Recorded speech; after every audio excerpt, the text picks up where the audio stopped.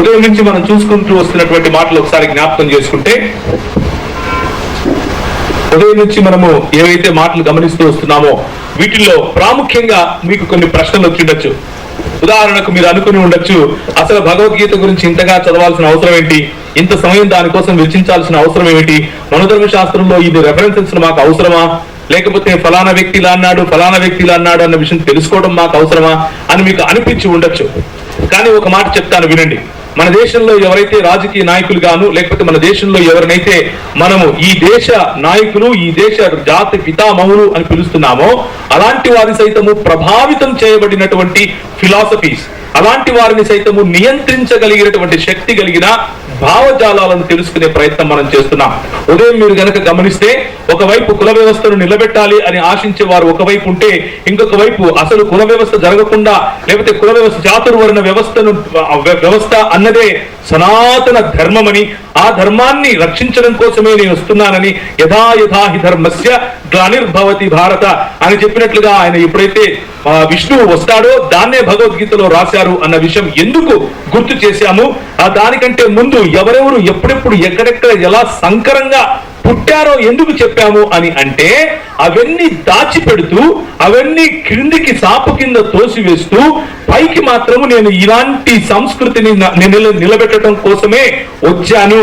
నేను నిన్ను అంటే నా చాతుర్వర్ణ వ్యవస్థలో నువ్వు కేవలము చెప్పుగానో లేకపోతే కేవలము పాదముగానో ఉండాల్సిన నిన్ను అలాగా ఉంచటమే నా పని, అందుకే సుదర్శన చక్రాన్ని నేను తీసుకుని వచ్చాను అంటూ ఈరోజు ఒక ప్రధానమంత్రి లేకపోతే ఒక స్టేట్ కు సంబంధించినటువంటి చీఫ్ మినిస్టర్ మాట్లాడుతున్నాడు అని అంటే, ఆ భావజాలం, వారి మాటల వెనుక ఉన్నటువంటి వైఖరి, దృక్పథం ఏమిటి అని తెలుసుకోవాలి. మనం అందుకు చదువుతున్నాం. ఎందుకు చదువుతున్నాము అని అంటే, అసలు వారి ఆలోచన ఇప్పుడున్నటువంటి ప్రపంచం 21వ శతాబ్దంలో ఉన్నటువంటి ప్రపంచంలాగా అసలు ముందుకు దూసుకొని వెళుతూ ఉంటే, అందరూ భారతదేశాన్ని ప్రపంచ అగ్రగామి దేశాల్లో ఒకటిగా చూడాలని అనుకుంటూ ఉంటే, వీరు మాత్రం దాన్ని పట్టుకొని ఒక 2000 సంవత్సరాల క్రితం ఉన్నటువంటి చాలా ప్రిమిటివ్ సంస్కృతి వైపుకు గుంజుకుని వెళ్ళాలి అని ఆలోచిస్తున్నారు. అంటే ఎందుకు అని మనం ఆలోచించాలి. ఎందుకు అని అంటే, మన దేశానికి ఉన్నటువంటి గొప్ప గొప్ప నాయకులు అందరూ కూడా, కొంతమంది పేర్లు చెప్తే మీరు అసలు అవునా అని కూడా మీరు ఆశ్చర్యపోవచ్చు. ఎక్కువ పేర్లు చెప్పను, కానీ 3 పేర్లు చెప్పి నేను ముగిస్తాను. మొదటిది గురు గోల్వాల్కర్ గారు. ఈ గురు గోల్వాల్కర్ గారు 1920 చిల్లరలో ఈ భారతీయ రాష్ట్రీయ స్వయం సేవక్ సంఘ్ RSS అన్నటువంటి హిందూ రాష్ట్ర దర్శనాన్ని స్థాపించే వారిలో వీరొకరు. గురు హేగ్డేవార్ గారు, గురు గోవల్కర్ గారు, అలాగే సావర్కర్ గారు, వీటిని స్థాపించిన వారిలో ప్రముఖులు. వీరికి ఉన్నటువంటి భావజాలం ఏమిటో నేను మీకు గుర్తు చేస్తాను, ఒకసారి జ్ఞాపకం చేసుకోండి. ఇలాంటి పుస్తకాలు మీకు ఒకవేళ దొరికితే కొని దగ్గర పెట్టుకోండి. ఇలాంటి పుస్తకాలు ఏం చేస్తాయి అని అంటే, ఇది క్రైస్తవులు రాసిందేవి కాదు, ఇక్కడున్న వారు, ఈ దేశానికి చెందిన వారు, సామాన్యులు, నీలాంటి నాలాంటి వాళ్ళు రాసినటువంటి వారి యొక్క ఆలోచన సరళిని మీకు చూపించడానికి చేసే చిన్న ప్రయత్నమే అన్న విషయాన్ని జ్ఞాపకం చేసుకోండి. ఈ పుస్తకాలలో రాసినటువంటి మాటలు ఒక్కసారి కనుక చదివితే, మతతత్వం అంటే ఇతరుల మతాలపైన మేము చేసేటటువంటి దౌర్భాగ్యపు విచ్ఛిన్నకరమైనటువంటి ఆలోచనలే ఈ 2 నాల్కల ధోరణి కలిగినటువంటి RSS అంటూ ఈ పుస్తకాన్ని రచించినటువంటి రచయిత మాట్లాడతాడు. వీరి కారణంగానే మన దేశం విచ్ఛిన్నమైంది అని కుండ బద్దలు కొట్టినట్లు చెప్తాడు. ఏమని చెప్తాడు అని అంటే, అసలు ఇది సత్యం కూడా. ఒకవైపు ఆఫ్ఘనిస్తాన్ నుంచి ఇప్పుడున్నటువంటి ఆఫ్ఘనిస్తాన్, దానిపైన ఉన్నటువంటి ఉజ్బెకిస్తాన్ లో కొద్ది భాగము, అక్కడ నుంచి మన దేశం మొదలవుతుంది. తాజికిస్తాన్ దాకా మన దేశం యొక్క ప్రాకారాలు వెళతాయి. ఇప్పుడున్నటువంటి ఇరాన్ ప్రాంతం వరకు మన దేశం యొక్క ప్రాకారాలు వెళతాయి. అక్కడ నుంచి ఇప్పుడున్నటువంటి పాకిస్తాన్, ఇటువైపు చూస్తే బంగ్లాదేశ్, అటువైపు ఇంకొంచెం ముందుకు వెళితే ఇప్పుడున్నటువంటి కొండ ప్రాంతాలకు, లేకపోతే టిబెట్ పైన ఉన్నటువంటి ప్రాంతం, నేపాల్ ప్రాంతం, భూటాన్ ప్రాంతం, కింద శ్రీలంక ప్రాంతం, అటువైపు జావా, సుమాత్రా, మలేషియా, సింగపూర్, థాయిలాండ్, ఇవన్నీ కూడా ఒకానొకప్పుడు సాంస్కృతికంగా జంబూక ద్వీపంలోని మన భారతీయ ప్రాంతంలోనివే అయినప్పటికీ కేవలము విభజించి పాలించాలి, కేవలము నీకంటే నేను గొప్పవాణ్ణి, కేవలము నీవు నేను సమానం కాదు, నేను తలకాయలో నుంచి వచ్చాను, నేను దాని ఏమంటారు పొట్టలో నుంచి వచ్చాను, నువ్వు కాళ్ళల్లో నుంచి వచ్చావు, నేను భుజాల్లో నుంచి వచ్చాను అన్న వ్యత్యాసపూరితమైనటువంటి భావజాలం కారణంగా, మనుషులను విభజించి పాలించాలి అనే భావజాలం కారణంగా ఈ ఆర్యావర్త అని దేన్నైతే పిలుస్తారో, ఆ ఆర్యావర్తలో ఉన్నటువంటి వారు వారి అధికార దాహం కోసం వారి మత ఛాందసవాదం కోసం వేద సంస్కృతిని కాపాడుకోవాలనో, లేకపోతే పౌరాణిక సంస్కృతిని కాపాడుకోవాలనో, లేకపోతే వారికి ఉన్నటువంటి స్త్రీ ద్వేషమును మరియు శూద్ర ద్వేషాన్ని కాపాడుకోవాలి అన్నటువంటి ఆలోచన పద్ధతి కారణంగానే ఇవన్నీ కూడా భారతదేశం నుంచి మెల్లిమెల్లిగా విడిపోయాయి. ఆఫ్ఘనిస్తాన్ విడిపోయింది ఎందుకంటే బౌద్ధ దేశంగా మారిపోయింది. ఆఫ్ఘనిస్తాన్ బౌద్ధ దేశంగా మారిన తర్వాత మెల్లిమెల్లిగా నెస్టోరియన్ సంఘంగా మారింది. నెస్టోరియన్ సంఘంగా మారిన తర్వాత ఇస్లాం చేతికి వెళ్ళిపోయింది. అదే విషయం ఆఫ్ఘనిస్తాన్ తర్వాత తజికిస్తాన్ కు జరిగింది, ఆ తర్వాత పష్తూన్లకు జరిగింది, ఆ తర్వాత గిల్గిట్లకు జరిగింది, ఆ తర్వాత ఇప్పుడు కశ్మీర్ కు జరుగుతోంది, ఒకానొకప్పుడు పాకిస్తాన్ ప్రాంతానికి జరిగింది. ఎందుకు అనంటే నువ్వు తక్కువరా అని ఇక్కడ ఉన్నవారు చెప్పారు కాబట్టి.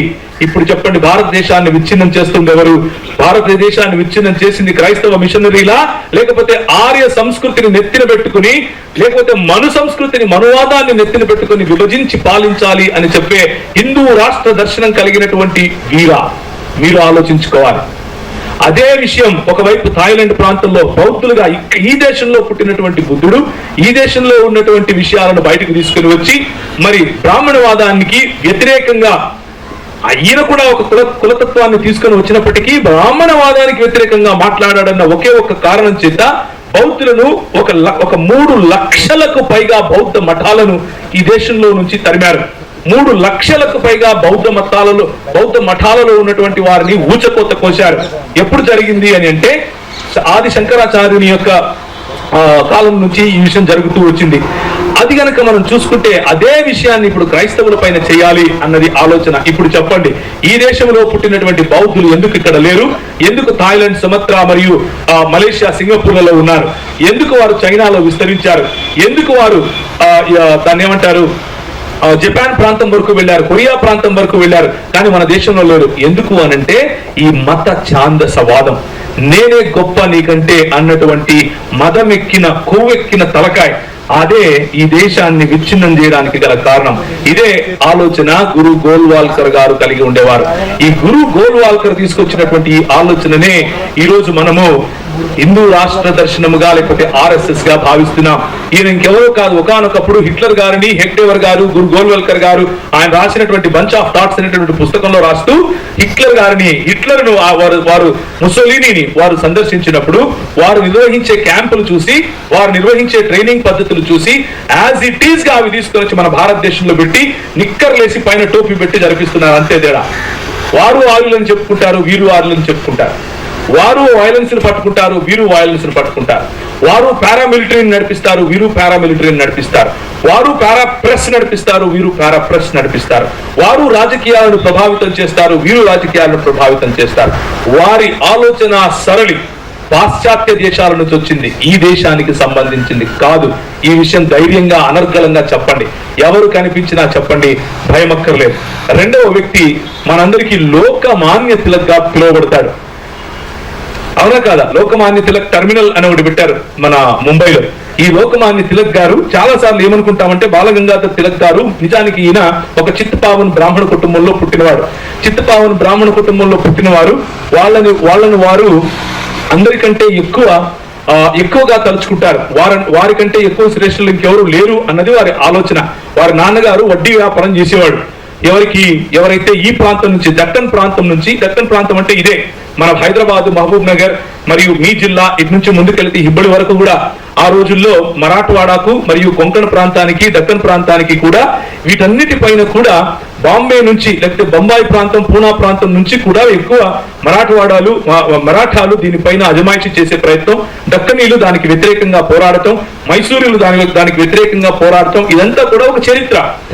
దీనిలో భాగంగానే ఆ రోజుల్లో కొంకణ మరియు మరాఠా మరియు ఈ దక్కన్ ప్రాంతాలలో ఇక్కడ పనిచేస్తున్నటువంటి ఎవరైతే సేద్యకారులు లేకపోతే రైతులు ఉంటారో వారు భయంకరమైనటువంటి ఒక పెద్ద తెగులు వచ్చింది. భయంకరమైనటువంటి ఉపద్రవం అని చెప్పాలి, లేకపోతే కరువు అని చెప్పాలి. ఆకలి, భయంకరమైన పంటలు పండట్లేదు. ఆ సమయంలో వాళ్ళు వెళ్ళి వడ్డీకి డబ్బులు అడిగితే వడ్డీకి డబ్బులు ఇచ్చి సంపాదించుకునేవారు ఈ కులానికి చెందిన వారు. వీళ్ళని షావుకారులు అని కూడా పిలిచేవారు. ఈ షావుకారుల కోసము వీరు దాదాపు సంవత్సరానికి 12 నుంచి 36% వడ్డీని వాళ్ళు వసూలు చేసేవారు, చక్రవడ్డీ, ఆ వడ్డీ, ఈ వడ్డీ అని చెప్పి. దీన్ని చూసినటువంటి గవర్నమెంట్ వారు, అప్పుడున్నటువంటి బ్రిటిష్ గవర్నమెంట్ ఒక రూల్ పాస్ చేసింది. దాని పేరు ఏమిటి అని అంటే ధారా, అంటే డెక్కన్ అగ్రికల్చరిస్ట్ రిలీఫ్ ఫండ్, లేకపోతే రిలీఫ్ ఆర్టికల్ అన్నటువంటిది. ఈ డెక్కన్ అగ్రికల్చరిస్ట్ రిలీఫ్ అనే ఫండ్ లో వీళ్ళు ఏం చేశారు అని అంటే, ఈ ఎవరైతే ధనాన్ని ఇస్తున్నారో వాళ్ళు 4% నుంచి 10% వరకే, మాక్సిమం 10% వరకే వెళ్ళాలి అన్నటువంటి ఒక రూల్ తీసుకొచ్చారు. ఎందుకు రూల్ తీసుకొచ్చారు అని అంటే, ఇక్కడ పనిచేస్తున్నటువంటి క్రైస్తవ మిషనరీ భావజాలం పెరిగిపోయిన తర్వాత ఎందుకని వీరు ఈ ధనాన్ని మా మీద రుద్ది మా పైన అత్యాచారం చేస్తున్నారు అన్నటువంటి ఆలోచన పెరిగినప్పుడు, పండించేది మేము, కోసేది మేము, విత్తేది మేము, తినేది నువ్వు, కానీ నీకు నేను ఎందుకు 36% వరకు నేను వడ్డీ కట్టాలి అని ఆలోచన పెరిగినప్పుడు, వారి మధ్యలో ఒక రకమైనటువంటి రిఫ్ట్ కలిగినప్పుడు, ఆ ప్రాంతంలోనే మరి ఇదే దక్కన్ ప్రాంతము మరియు ఇదే మరాఠా ప్రాంతంలో ఒక ఆయన ఉండేవాడు. ఆయన ఏం చేసేవాడు అని అంటే, ఆయన పేరు వాసుదేవ్ బలవంత్ ఫడ్కే గారు.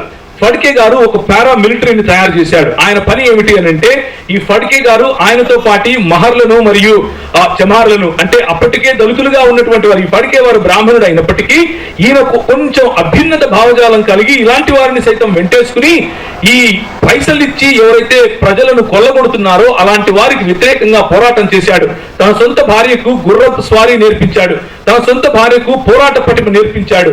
కానీ మనము ఎవరినైతే లోకమాన్యుడిగా పిలుస్తున్నామో, ఈ లోకమాన్యుడు ఏమి నమ్మేవాడు అని అంటే, సనాతన ధర్మంలో ఉన్నటువంటి స్త్రీలు అసలు గుర్రం నడపడం ఏంటి, సనాతన ధర్మంలో ఉన్నటువంటి వీరు ఈ మహర్లు మరియు ఈ చమారులు ఏ విధంగా కట్టిపట్టిన వాళ్ళు గొడవకొస్తారు, వాళ్ళు క్షత్రియులు కాదా కదా, కాబట్టి ఫడ్కే నేను విరోధిస్తున్నాను అని చెప్పి తనకున్న కేసరి మరియు మరాఠా అనేటటువంటి పత్రికల్లో రాయడం మొదలు పెట్టాడు.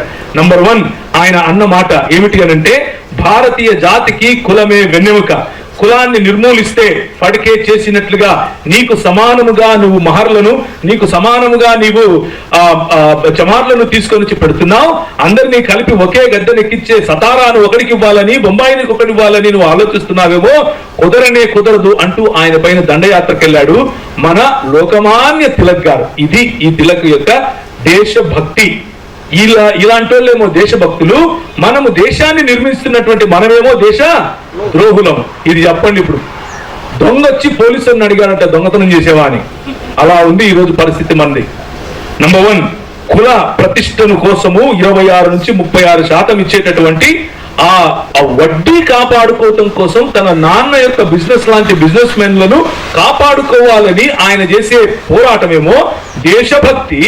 మనం ఈ దేశాన్ని నిర్మించాలి, మనం ఈ దేశం కోసం పాటుపడాలి, ప్రాణం సైతం పెట్టాలి అని మనం పాటు పెడితే, మన పెద్దలు పాటు పెడితే అది మాత్రం దేశభక్తి కాదు, అవమానకరమైన ఆలోచన పద్ధతి.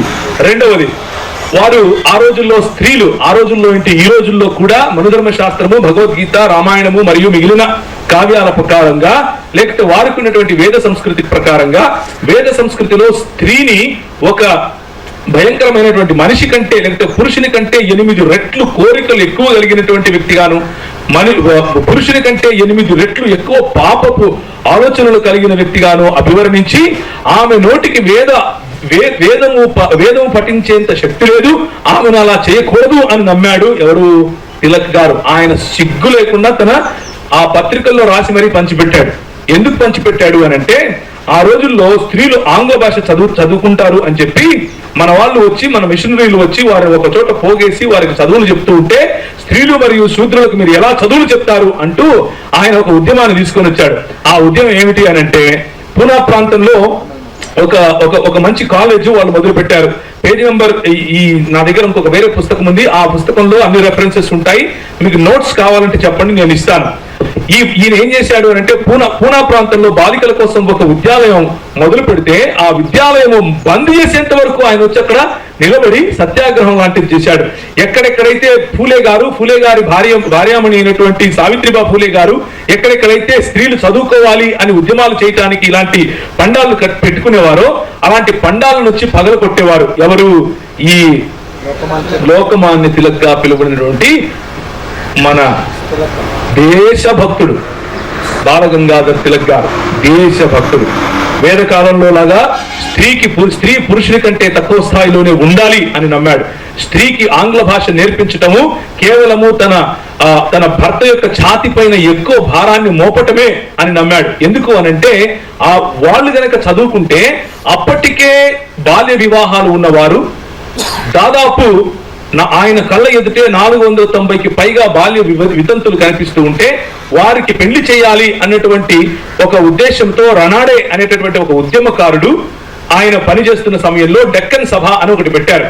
డెక్కన్ సభ అని పెట్టి కొంచెం అభ్యుదయ భావజాలం కలిగిన వారు ఇలాంటి వారికి కూడా మనం పెళ్లిళ్ళు చేయొచ్చు, ఇలాంటి వారికి కూడా మనం చదువులు చెప్పించవచ్చు, ఇలాంటి వారిని కూడా ముందుకు తీసుకుని వెళ్ళొచ్చు అని మిషనరీల యొక్క ఆలోచనను పురికి పుచ్చుకొని ముందుకొచ్చారు అన్న ఒకే ఒక్క కారణం చేత ఏ విధంగా స్త్రీలను చదివిస్తారు, స్త్రీలు చదివితే వారు ఎలా తయారవుతారో తెలుసా అంటూ భయంకరమైనటువంటి రాడికల్ మాటలు మాట్లాడి భయంకరమైనటువంటి ఆర్టికల్స్ రాసి వారి యొక్క అభ్యున్నతిని ఆపిన గొప్ప మనిషి మన లోకమాన్య తిలక్ గారు. ఈయన దేశాన్ని ఉద్ధరించిన దేశ భక్తుడు, మనమెవరం దేశద్రోహులం. ఇప్పుడు చెప్పండి, ఈయన లోకమాన్యుడు. పేజ్ నెంబర్ 23లో నేను చదివేటటువంటి దాంట్లో ఫుల్మోని అనే బాలిక 10 సంవత్సరాలు యాక్చువల్ గా 10 సంవత్సరాలు ఫుల్మోని అనే ఒక చిన్న బాలిక 10 సంవత్సరాల్లో తన భర్తతో రతి జరుపుతూ చనిపోతుంది. అంత చిన్న పుష్పవతి కూడా అయిందో అవలేదో తెలియనటువంటి ఆ స్త్రీ ఆ చిన్న పిల్లకు పెళ్లి చేసి బాల్య వివాహం చేసి ఆమె చనిపోతే అదొక పెద్ద నేషనల్ న్యూస్ తయారవుతుంది. నేషనల్ న్యూస్ తయారైనప్పుడు అక్కడ ఉన్నటువంటి కొంతమంది సమాజోద్ధారక్ అనేటటువంటి ఒక సంస్థ వారు ఆమె తరఫున పోరాడటానికి ముందుకొస్తారు. పోరాడటానికి వారికి తోడుగా క్రైస్తవ మిషనరీలు మరియు అభ్యున్నత భావజాలం కలిగిన వారు తోడుగా వచ్చి బాల్య వివాహాలను ఆపాలి, ఎక్కువ కనీసం 18 సంవత్సరాలు లేకపోతే 16 సంవత్సరాల వరకు స్త్రీ వచ్చేంత వరకు ఆమెకు పెళ్లి చేయకూడదు అన్న ఒక చట్టం తీసుకురావాలి అని పోరాడితే ఈయన అంటాడు వాళ్ళ ఇళ్ళకి వెళ్ళి వాళ్ళని భయపడిస్తాడు, వాళ్ళ ఇళ్ళకి వెళ్ళి వాళ్ళపైన దాడులు చేపిస్తాడు, వాళ్ళు ఎక్కడెక్కడ మీటింగులు పెడుతుంటే అక్కడక్కడికి వెళ్ళి వాళ్ళని అడ్డుకుంటాడు. ఏమంటాడు అని అంటే ఇది హిందూ సమాజం పైన ఒక తీరని కలంకం అని అంటాడు. ఏంటి హిందూ సమాజం పైన తీరని కలంకం? 10 సంవత్సరాల పిల్ల ఒక వృద్ధుడితో రతి జరుపుతూ చనిపోతే అది కళంకం కాదు. దేశభక్తుడు చెప్తున్న మాట ఇది. ఆమె చచ్చిపోతే ఏం ప్రాబ్లం లేదు, కానీ హిందూ సనాతన ధర్మంలో చిన్నప్పుడే పెళ్లిళ్ళు చేస్తారు కాబట్టి అది జరిగి తీరాలి అనే సంకుచితమైన ఆలోచన కలిగిన వాడేమో ఈ దేశానికి దేశభక్తుడు. అది కాదండి, మన పిల్లలు కనీసం వారు పుష్పవతులు అవనివ్వండి, కనీసం వారు చదువుకొనివ్వండి, కనీసం వారు కాలేజీలకు వెళ్ళనివ్వండి, వారికి ఒక డిగ్నిటీ ఉండాలి, వారికంటూ ఒక చిత్తం ఉంటుంది, వారికంటూ ఒక సృజనాత్మకత ఉంటుంది.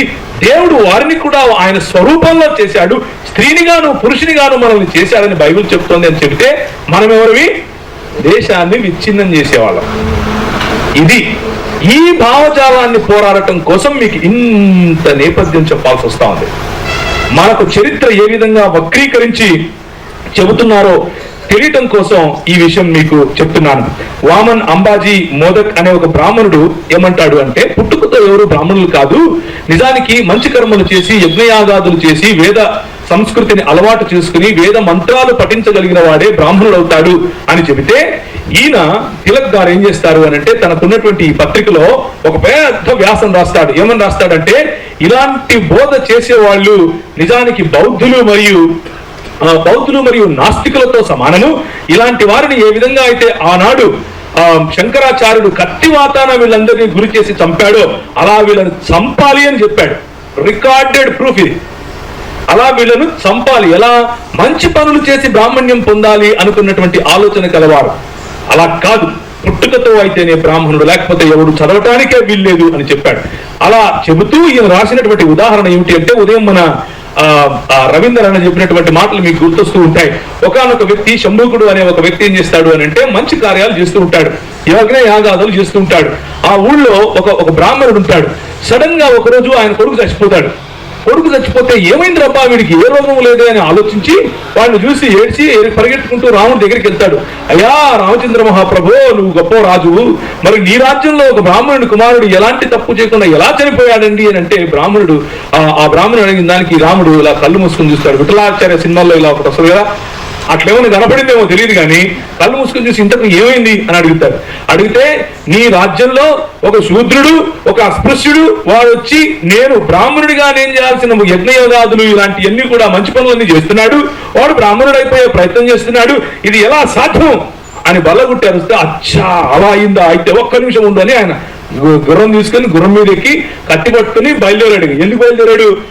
ఎవడు కనుక్కుందామని వెళ్ళాడు. ఆ కూర్చొని ఆయన మంచి పనులు చేస్తున్నాడు, ఆయన యజ్ఞయాగాదులు చేస్తున్నాడు, కనిపించిన వాళ్ళకి సేవ చేస్తున్నాడు, కనిపించిన వాళ్ళకు ఎలా భయ్ నువ్వు ఎందుకు చేస్తున్నావు ఇక్కడ, ఇదంతా ఏంటంటే ఏమో అయ్యా మా పంతులయ్య చేయగా చూశాను, మా పంతులయ్య చేసింది నేను చేయాలనుకున్నాను, నేను కూడా అలా మంచోటిగా తయారైతే తప్ప అన్నాడు. నువ్వు శూద్రునివి, నువ్వు మేచ్చునివి, నువ్వు దాసునివి, నువ్వు దస్యునివి, నువ్వు నాగువు, నువ్వు రాక్షసునివి, నువ్వు ఇలా అవడానికి వీల్లేదు అని చెప్పి కత్తి తీసి తల నరికాడు. ఇది శంభూక వదనం అంటే, ఇది రామాయణంలో ఒక భాగం. అలాంటి రామరాజ్యం తీసుకొస్తాను అని సిగ్గు లేకుండా ఆయన పేపర్లో రాశాడు. ఏంటి రామరాజ్యం అంటే, నువ్వు చదువుకుని బ్రాహ్మణులాగా అయితే నీ తల నరుకుతాను అని చెప్పడం రామరాజ్యం. అర్థమవుతుందా నేను చెప్పేది? అందుకు ఈరోజు ఉదయం చరిత్ర చదివారు మీరు. మీకు చెప్పడానికి గల కారణం ఏంటి అని అంటే, రామరాజ్యం వస్తే వచ్చేదేంటో తెలియడం కోసం, వేద సంస్కృతి వస్తే ఏం జరుగుతుందో తెలియడం కోసం. ఇది శంభూక వదనానికి ఉన్నటువంటి నేపథ్యం. అందుకు అదే మాటను తిలక్ తీసుకుని తన కేసరి లేకపోతే మరాఠా అనేటటువంటి తన పత్రికల్లో ఒకటి ఇంగ్లీషు ఒకటి హిందీ అంటే తేడా,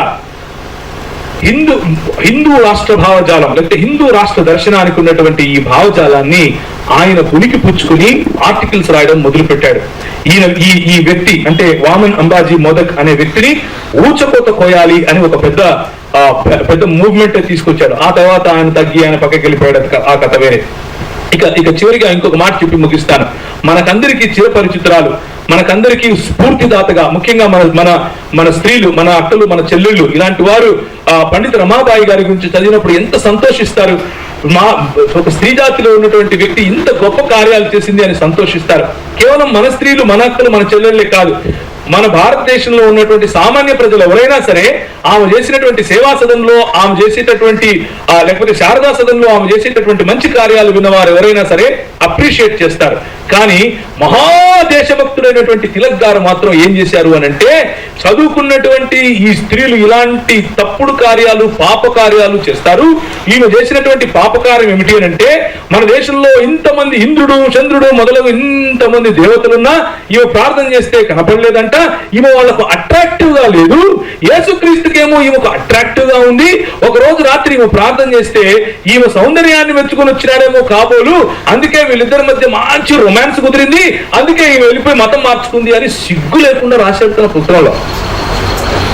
పండిత రమాబాయి లాంటి వ్యక్తిని, దేశ సమాజ సేవ చేసే వ్యక్తిని, ఏమంటారు బాలికలు తమ భర్తలు చనిపోయి గుండు తీసుకొని ఇంట్లో ఉంటే తన దగ్గరికి చేర్చుకున్న వ్యక్తిని, బాలిక విధవలను తీసుకుని వచ్చి పెళ్లిళ్లు చేయించే వ్యక్తిని, చదివించి వారికి యూనివర్సిటీలలో గొప్ప గొప్ప స్థానాలు కల్పించే ఒక వ్యక్తిని తీసుకొని వచ్చి ఏమంటాడు, యేసుక్రీస్తుతో రొమాన్స్ చేసింది అని చెప్తారు. ఇలాంటి సంకుచితమైన భావజాలము స్త్రీల పట్ల కలిగి ఉన్న వ్యక్తి ఏమో దేశానికి ఎవరంట, దేశభక్తుడు. మనం అందరం ఎవరివి?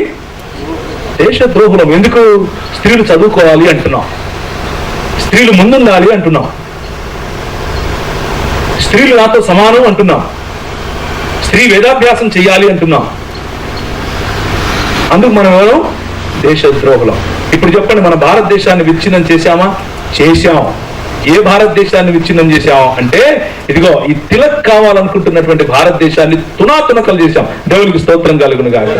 కానీ మహాత్మా ఫూలే గారు కోరుకున్నటువంటి భారతాన్ని నిర్మించాం, అంబేద్కర్ గారు కోరుకుంటున్నటువంటి భారతదేశాన్ని నిర్మించాం. వారు కోరుకోవడానికి కారణం కూడా మనమే. వారికి ఎక్కడి నుంచి వచ్చింది ఆలోచన? క్రైస్తవ మిషనరీలు, మన తల్లిదండ్రులు నేర్పినటువంటి ఆలోచన. లేకపోతే వాళ్ళకి ఎక్కడి నుంచి వచ్చింది? మనోధర్మ శాస్త్రం నుంచి వచ్చిందా? కాదు, మన పెద్దలు నేర్పితే వచ్చింది. Therefore my brothers, my sisters, ఇంకా చెప్పడానికి చాలా ఉన్నా. సంక్షిప్తంగా నేను ముగించి ప్రశ్న జవాబులకు అలాగే మీ రివ్యూకు సమయం వదిలేస్తాను. ఒక్క మాట జ్ఞాపకం చేసుకోండి. మనకు దొరికినటువంటి ఈ గొప్ప శుభ అవసరం, గొప్ప శుభ సమయం మళ్ళీ మన పిల్లలకు రాకపోవచ్చేమో. ఎందుకు అనంటే, ఉత్తరం యత్ సముద్రస్య హిమాద్రేశ్చేత్ దక్షిణం వర్షతద్ భారతం నామః భారతీయత్ర సంతతి అంటూ పైన ఉత్తరాన ఉన్నటువంటి హిమాలయాల నుంచి కింద దక్షిణాన ఉన్నటువంటి వింధ్యసాత్పుర పర్వతాలు, దాని కింద ఉన్నటువంటి జలములు లేకపోతే సముద్రం వరకు ఉన్నటువంటి భారతదేశంలో నా ప్రజలు ఉన్నారు అని వీళ్ళు ఏదైతే రాసుకున్నారో, దీని ప్రకారంగా వీళ్ళు ఏం చేస్తున్నారు అని అంటే, మొన్నటికి మొన్న కాకినాడ ప్రాంతంలో కొందరు వెళ్ళి బాప్తిసాలు ఇస్తున్నారు. ఏమని, ఈ మా వాళ్ళు రక్షింపబడ్డారు వీళ్ళు కాబట్టి వీళ్ళని గోదావరిలో ముంచి వీళ్ళకు బాప్తిసం ఇద్దామని ఇస్తూ ఉంటే వందల మంది వచ్చి ఆపారు. ఎందుకు అని ఆపారంటే, గంగే చ యమునే చైవ గోదావరి సరస్వతి నర్మదే సింధు కావేరీ జలే స్మిత్ సన్నిధిం కురు అని వాళ్ళకొక మంత్రం ఉందంట. దాని కారణంగా గోదావరి మొత్తం హిందువులదే, గోదావరిలో క్రైస్తవులు ముంచడానికి వీలు లేదు అంటున్నారు. అర్థమైందా మీకు నేను చెప్పేది? మీ ఇంటికి ఇల్లు అని పేరు రాశారనుకోండి, ఇల్లు అన్న పదం హిందువులది, ఈ ఇల్లు మీరు కాదు బయటికి ఇవ్వండి అంటారు. అర్థమైందా ఎందుకు మీకు హిస్టరీ చెప్పాల్సి వస్తుందో? మనం ఇలా కళ్ళు మూసుకుంటే ఇంకొక 5 సంవత్సరాలు అలా కళ్ళు మూసుకుంటే ఈ దేశంలో క్రైస్తవులు ఉండేవారంట అని ఇలాంటి న్యూస్ పేపర్లలోనే వస్తుంది. ఆ న్యూస్ పేపర్లు కనిపెట్టింది మనం మళ్ళా. అర్థమవుతుందా? That is the problem my brothers. అందుకు మనం తెలుసుకోవాలి ఇది. అందుకు గీతలో ఉన్న సారాంశం కావాలి, అందుకు స్మృతుల్లో ఉన్న సారాంశం కావాలి, అందుకు రామాయణ మహాభారతాల్లో ఉన్న సారాంశం కావాలి. అవి తెలుసుకుని మనం పరలోకం పోవాలని కాదు, అవి తెలుసుకుని వాళ్ళ భావజాలం ఏంటో అర్థం చేసుకోవాలి. వాళ్ళ భావజాలం. మొన్నటికి మొన్న గోదావరి మాదంటున్నారు. ఆ గోదావరి ఒక ఆయన మన దేశ కవి అంటాడు. ఏమంటాడు అని అంటే, గాంధీ పుట్టిన దేశమా ఇది, నెహ్రూ కోరిన సంఘమా ఇది అంటూ సామ్యవాదం రామరాజ్యం ఉండే కాలమా ఇది అంటే ఒక పాట పాడతాడు. మీకు గుర్తు, చిన్నప్పుడు రేడియోలో వచ్చేది పాట. ఎవరికైనా వచ్చింటే పాడండి పర్లేదు. రామరాజ్యం సామ్యవాదం ఒక పక్క ఉండడానికి అసలు వీలలేదు. రామరాజ్యంలో శంభూకుడి వదనం ఉంటుంది, రామరాజ్యంలో సీతా అగ్ని ప్రవేశం ఉంటుంది, రామరాజ్యంలో తన కొడుకులతోనే నాయన కొట్లాడతాడు. సామ్యవాదంలో ఇవన్నీ ఎక్కడి నుంచి వస్తాయి? సామ్యవాదం బైబిల్ నుంచి వస్తుంది. మనందరం సమానం అని చెప్పే ఆలోచన బైబిల్ నుంచి వచ్చింది. అదే ఉదయం నుంచి చూసుకొచ్చాం. అందుకు మీకు గీతా ఉపదేశం చేశాం. అందుకనే గీతలో ఉన్నటువంటి యథా యథా హి ధర్మస్య అన్న విషయాలు చెప్పాం. అలాగే అదే పాటలో ఇంత గొప్ప నదులు, గోదావరి మరియు కృష్ణాజల నదులు, ఇంత గొప్ప పుష్కలంగా ఉన్న నదులు ఉప్పు సముద్రం పాలవుతుంటే మనం చూస్తూ ఉన్నాం అని ఆ రచయిత బాధపడతాడు. ఇది ఈ దేశంలో ఉన్న సంస్కృతి. కానీ మన పెద్దలు, మన నాయకులు ఏం చేశారు? ఉప్పు సముద్రం పాలవుతున్నటువంటి ఆ గోదావరి నదీ జలాలను ఒక కెనాల్ ద్వారా ఒక వైపుకు తీసుకుని వచ్చారు. గోదావరి ప్రాంతంలో వెళ్లి కలవాల్సినటువంటి, సముద్రంలో కలవాల్సినటువంటి నదులను ఆ కెనాల్ ద్వారా, కాలువల ద్వారా ఎక్కడి వరకు తీసుకెళ్లారు? ప్రకాశం జిల్లా వరకు తీసుకెళ్లారు. కొన్ని లక్షల ఎకరాలు ఈ రోజుకు సుభిక్షంగా పండుతాయి. కృష్ణా గుంటూరు డెల్టా ఏదైతే ఉందో ఆ డెల్టాలో వెళ్లి సముద్రంలో కలవాల్సిన నీటిని, ఆ నదీ జలాలను కేవలం అలా వృధాగా పోనివ్వకుండా డెల్టా ప్రాంతంగా మలిచారు. ఆ కాలువను మొత్తాన్ని నిర్మించారు. ఒక్క కాలువ, వేల సంవత్సరాల నుంచి వీళ్ళు ఉన్నారు కదా, ఒక్క కాలువ కట్టలేదు. మన తల్లిదండ్రులు, నిన్ను నన్ను ఆత్మీయంగా కన్న మన తల్లిదండ్రులు, వాక్యోపదేశం ద్వారా కన్న మన తల్లిదండ్రులు 200 సంవత్సరాల్లో మన ప్రాంతాన్ని సుభిక్షంగా, అన్నపూర్ణగా మార్చారు. ఇది మన భావజాలానికి వాళ్ళ భావజాలానికి ఉన్న తేడా. దేవునికి స్తోత్రం కలుగును గాక. ఎందుకు ఇది మీకు చెప్తున్నాను అని అంటే, రామరాజ్యానికి సామ్యవాదానికి ఉండే తేడా చెప్తున్నాను. రామరాజ్యంలో నీకు అన్నం కావాలి అని అంటే నిన్ను తాకకూడదురా నాయనా, నువ్వు బయటికి వెళ్ళు అని అంటారు. సామ్యవాదంలో, బైబిల్ చెప్పే సామ్యవాదంలో ఈ వనరులన్నీ మనవి, ప్రభువు మనకిచ్చాడు, మన అందరము సమానంగా పంచుకోవాలి అని చెప్తాడు. రామరాజ్యంలో తిలక్ గారు పోరాడినట్లుగా వడ్డీ వ్యాపారుల కోసం కొమ్ము కాస్తూ, అంటే వైశ్యులను కొమ్ము కాసేందుకు రాజులు ఉంటారు. కానీ సామ్యవాదమైనటువంటి బైబిల్ గ్రంథం చెప్పే రాజ్యంలో నువ్వు సంపాదించిన దాంట్లో 10% ఇవ్వరా బాబు అని చెప్తారు. ఎందుకు ఇవ్వమంటారు? ట్యాక్సులు కట్టడం కోసం కాదు. మనం ఇంతవరకు యెషయా గ్రంథం 1వ అధ్యాయంలో చదివినట్లుగా అనాథలను పోషించడం కోసం, విధవరాండ్ర పక్షంగా నిలబడటం కోసం, బలహీనులైన స్త్రీల ఉద్ధరణ కోసం, అలాగే ప్రతి ఒక్క పరదేశిని సంరక్షించడం కోసం we have a plan for every human being on the face of this land అన్నటువంటి ఆలోచన ఎక్కడి నుంచి వచ్చింది? బైబిల్ నుంచి వచ్చింది. మనకున్న వనరుల వితరణ సమానముగా అందరికీ జరగాలి అని అంటే అది రామరాజ్యంలో కాదు, బైబిల్ చెప్పే సామ్యవాదంలో మాత్రమే సాధ్యం. బైబిల్ చెప్పే ఆలోచన కారణంగానే మనకి ఈరోజు మన నదుల ద్వారా డెల్టాలు పుట్టాయి. బైబిల్ చెప్పినటువంటి ఆలోచన కారణంగానే ఈరోజు మనకు సుభిక్షమైనటువంటి అన్నదాతగా, అన్న ప్రదాతగా మన ప్రాంతాన్ని యావత్ భారతదేశం చూస్తోంది. లేకపోతే బొచ్చ పట్టుకుని అడుక్కునే వాళ్ళం ఒకనొక సమయంలో. మీకు తెలుసో తెలియదో, ఎక్కువ సమయం కూడా కాదు, జస్ట్ క్లౌదొర గారు నెల్లూరు ప్రాంతంలో చేసినటువంటి పరిచర్య గురించి గూగుల్ చేసి చూడండి చాలు, మీకు తెలుస్తుంది. ఎక్కువగా కాదు, క్లౌదొర గారు ఆయన సర్ ఆర్థర్ కాటన్ గారు కలిసి చేసినటువంటి ఉద్యమాన్ని ఒక్కసారి చదివి చూడండి, మీకే అర్థం అవుతుంది. సో అందుకని మీకు ఈ భావజాలాన్ని చెప్పే ప్రయత్నం చేశాం. ఇప్పుడు మనం ఇక్కడ నుంచి వెళ్లే సమయంలో మీరు ఒక విషయం జ్ఞాపకం చేసుకోవాలి. ఏమిటి అని అంటే, ఇంత చదివాం, ఇంత తెలుసుకున్నాం, సమాచారం వచ్చింది, మీకు కావాల్సిన సమాచారం ఇప్పుడు చూసింది నోట్ చేసుకొని ఉండకపోయి ఉంటే, ఒకవేళ మీరు మీ రిజిస్ట్రేషన్ చేసినప్పుడు మీ ఫోన్ నంబర్లు, వాట్సాప్ నంబర్లు ముఖ్యంగా, అలాగే ఈమెయిల్ అడ్రసెస్ కనుక ఇచ్చుంటే ఈ మెటీరియల్ అంతా మీకు ఉచితంగా మీకు అందుతుంది, తప్పకుండా అందుతుంది. రాబోయే 2-3 రోజుల్లోనే అందుతుంది. అది సరైనటువంటి నాయకుల ద్వారా మీ దగ్గరికి వస్తుంది. అయితే చేతిలో ఉపకరణాలు వచ్చాయి, చేతిలో కంటెంట్ వచ్చింది, కానీ దాన్ని ఎలా వాడాలి అన్నదే చాలా ఆలోచించి వేయాల్సినటువంటి అడుగు. మన చేతిలో తర్కం ఉంది కదా, మన చేతిలో సమాచారం ఉంది కదా అని చెప్పి కనిపించినోడికల్లా ఒరే ఇక్కడ్రా, మేమేం చేశాం, మీరేం చేశారు అని మాట్లాడుకోవడం కోసం కాదు ఇది. అర్థమైందా? ఎందుకంటే ఇది మన దగ్గర ఉన్న సమాచారాన్ని ఎప్పుడు, ఎక్కడ, ఏ విధంగా, ఎవరితో మాట్లాడాలో వారితో మాట్లాడాలి. మనం పాలకులతో పనిచేయాలి. మనము ప్రతి దుర్గాన్ని చెరపట్టి క్రీస్తు పాదాల దగ్గరికి తీసుకొని రావాలి. హల్లెలూయా. మీరు ఇంజనీరింగ్ డిపార్ట్మెంట్ లో ఉండి ఇంజనీర్స్ గా ఉంటే, మీ తోటి ఇంజనీర్స్ కు అసలు నువ్వు ఇంజనీర్ ఎలా అయ్యావో తెలుసా అని చిన్నగా మొదలు పెట్టండి. నువ్వు ఇంజనీర్ అవ్వాలి అని అంటే, ఒకనొకప్పుడు సార్ ఆర్థర్ కాటన్ అని ఇంజనీర్ ఉండేవాడు, భారతదేశంలో మొట్టమొదటి ఇంజనీర్ అని మొదలు పెట్టండి. ఒక క్రైస్తవ మిషనరీ స్టోరీ చెప్పండి. మీరు ఒకవేళ విలేకరులు అయితే, ఈ దేశంలో విలేకరి అన్నటువంటి, లేకపోతే పత్రకారులు, లేకపోతే ఈ ముద్రణా యంత్రాంగం అన్నది వచ్చిందే మిషనరీల ద్వారా అన్న విషయం చెప్పండి. అది కూడా బళ్ళారి ట్రాక్ట్ సొసైటీ మొట్టమొదటి ప్రింటింగ్ ప్రెస్ మొత్తం తెలుగు ప్రాంతంలో మీరు తీసుకొచ్చింది. మీ ప్రాంతంలోకి మన మిషనరీలు తీసుకొచ్చింది. మొట్టమొదటి న్యూస్ పేపర్ తెలుగులో ముద్రించబడింది అంటే అది మెడ్రాస్లో కూడా కాదు, బళ్ళారిలోనే. That is the greatness of you. మీది, మీ సొంతం. మీరు గర్వంగా మాట్లాడండి. మనము మాట్లాడకపోవడం కారణంగా, మనం నోరు తెరవకపోవడం కారణంగా సత్యం బయటికి వెళ్ళదు. సత్యం బయటకు వెళ్ళదు కాబట్టి అబద్ధం నిజమవుతుంది. అబద్ధం ఎక్కువ కాలం బిగ్గరగా ఎవరైతే చెబుతారో ఆ అబద్ధమే సత్యంగా ప్రజలు పరిగణిస్తారు. కానీ సత్యం తెలిసిన నీవు సత్యాన్ని దాచిపెట్టుకోకుండా ధైర్యంగా ఎప్పుడైతే మాట్లాడతావో ప్రజలు దాన్ని సత్యంగా గుర్తిస్తారు. దేవునికి స్తోత్రం కలుగును గాక. అలాగే మనకంటూ మన పిల్లలను ఒక ఇంతవరకు జార్జ్ గారు చెప్పినట్లుగా మన పిల్లలను మంచి లాయర్స్ గా తయారు చేయాలి. అక్కడ పరిచర్య చేసే గుణం వాళ్ళకి ఉండాలి. పాలకుల ఎదుట నిలబడి మాట్లాడగలగాలి. సామెతల గ్రంథం చెప్తుంది, తన చేతి పని యందు నిపుణత గల వాడిని చూచితివా, వాడు అల్పుల ఎదుట కాదు కానీ రాజుల ఎదుట నిలబడను. ఆ పరిచర్యలోనికి మనం వెళ్ళాలి.